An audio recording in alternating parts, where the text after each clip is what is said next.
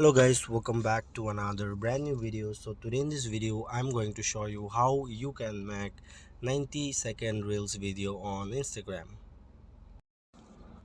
So without wasting much more time, let's get started. So guys, here what you need to do here, you have to first of all go to Play Store, or if you are using iOS, go to App Store and make sure that you update your Instagram.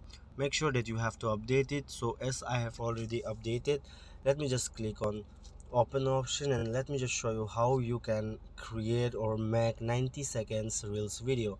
So here what you need to do here, first of all, let me just go to your story section. Okay, after going to your story section here, you can see camera icon. Simply tap on it, and after clicking to this camera icon here, what you need to do here is that you have to select the reels, and after selecting the reels section here, what you need to do is that you have to click on this length option. You can see here, this is the one. Just you need to tap here, and here you can see 90 second. So to create a 90-second reels video, you have to first select the 90, and then you can just create the reels. You can see here it's it's 1 minute 30-second reels. Okay, so let me just stop this.